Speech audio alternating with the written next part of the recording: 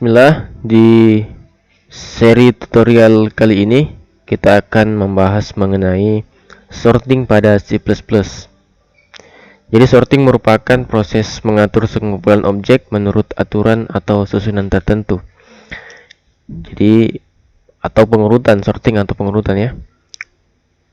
Jadi bisa dibedakan menjadi dua, ada secara ascending dari data terkecil ke data yang besar, kemudian descending dari besar ke kecil.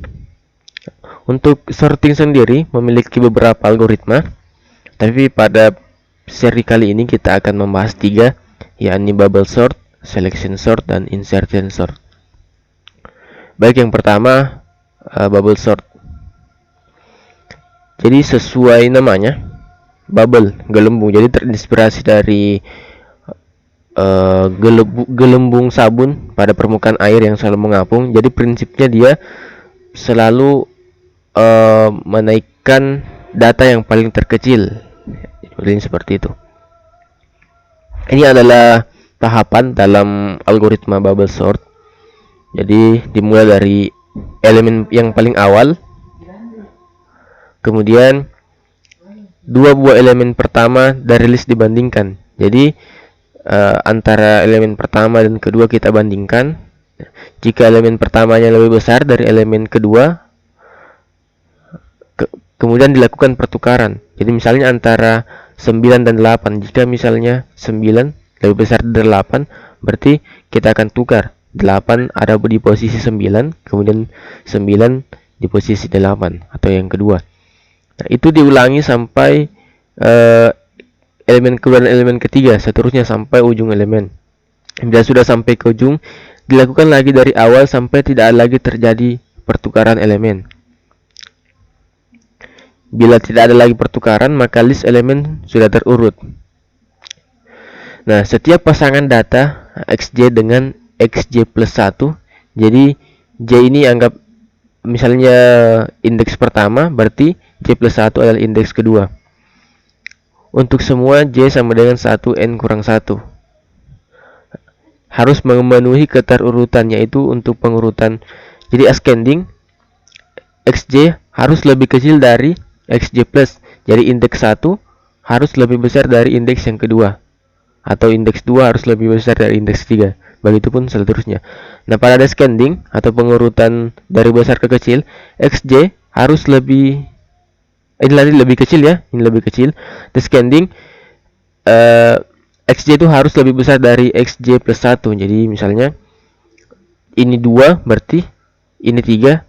Nah, 2 ini indeks kedua ini harus lebih besar dari indeks ketiga. Misalnya di sini nilainya 9, berarti harus lebih besar lagi. Di sini harus lebih besar, berarti anggaplah sini harus 8, 7 atau di bawahnya lagi. Nah, ini contohnya. Jadi ada 4 proses secara umum. Pertama, proses 1. Anggaplah ini data awalnya, data awal yang kita gunakan.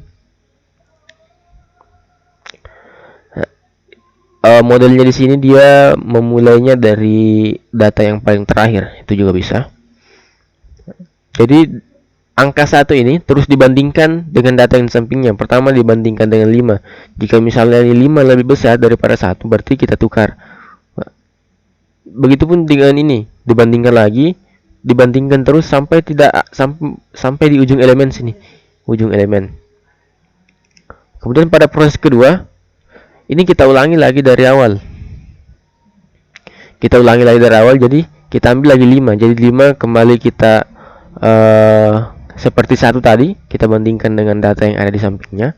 Jika data yang di sampingnya lebih besar, maka kita tukar. Nah, pengurutannya berhenti di sini karena ini sudah terurut, atau data yang berada di samping kiri 5 ini lebih kecil. Nah, kemudian proses ketiga kita ulangi lagi. Jadi di sini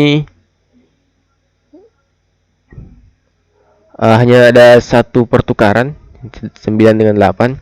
Nah, ini tidak ada lagi pertukaran di sini karena tidak memenuhi bahwa 8 lebih besar dari 19. Jadi tidak memenuhi. Karena di sini 8 lebih kecil dari 19. Ini juga sama. Yang ditukar tadi adalah ini di proses keempat. Jadi datanya sudah terurut dari data yang awalnya tadi sini sudah terurut dengan baik, kemudian diurutkan secara ascending.